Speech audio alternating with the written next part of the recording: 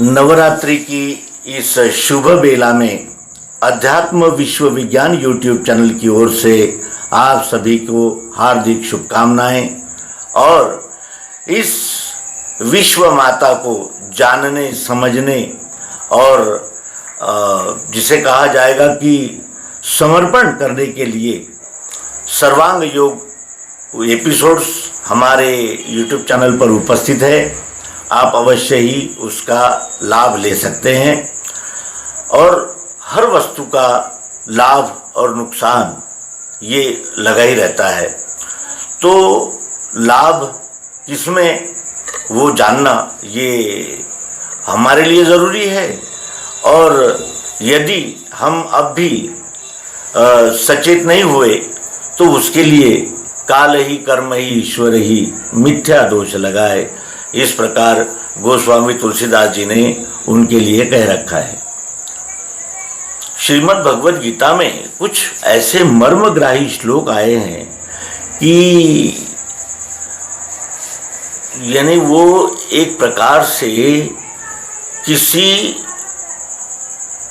ज्ञान का सूत्रपात करते हैं, शुभारंभ करते हैं। जैसे दैवी गुणमयी मेरी ये माया अपार है, मुझको ही भजते हैंगे वे इससे पार हो सके।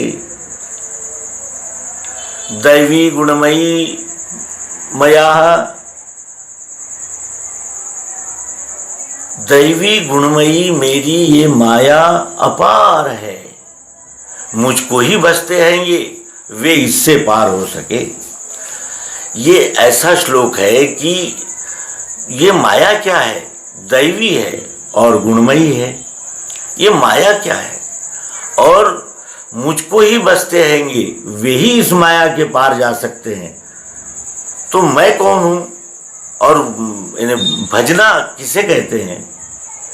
इस बातों पर विचार करने से हमें एक ध्यान में आता है कि ये माया इसलिए कहा गया है कि ये सतत रूपांतरण होती रहती है, एक एक क्षण बदलती रहती है, सदैव नित्य नूतन रहती है। और दूसरा इसका जो विकारी पक्ष है वो इतना प्रबल है कि जहां मौका मिला तो वे प्रवेश करने के लिए तैयार है। जैसे काम है, क्रोध है, लोभ है, मोह है, मुझको ही बसते हैंगे यानी इस विश्वरूप परमात्मा को तत्व दर्शन के द्वारा जानकर भजते हैंगे यानी अपने स्वभाव गुण कर्म के द्वारा अनन्यता पूर्वक सेवा करते हैं। भजते हैं का अर्थ रटना नहीं है, भजने का अर्थ है सेवा करना। हमें कितने ही स्तरों पर रोका जाता है, इस जीव को कितने ही स्तरों पर रोका जाता है। पहला स्तर है पारिवारिक, परिवार की परंपराएं, रीति कानून ये मान्य हैं। फिर समाज है, फिर जाति है और फिर जो मैं अहंकार जो कुछ प्राप्त कर लेता है उसका।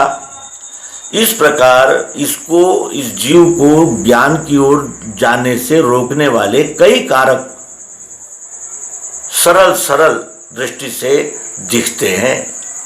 और इसीलिए भगवान श्री कृष्ण जी अर्जुन को सावधान करते हुए और अर्जुन के निमित्त से हम सबको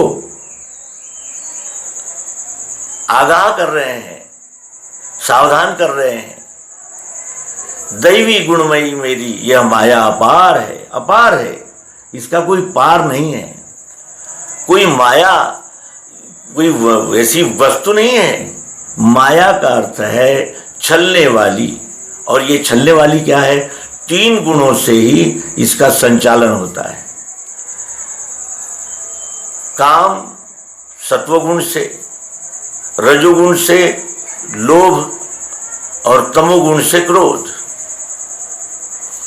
गुणातीत होने के लिए अवतार प्रेरित करते हैं। क्यों? क्योंकि दैवी गुणमयी मेरी यह माया अपार है, मुझको ही भजते हैंगे वे इससे पार हो सके।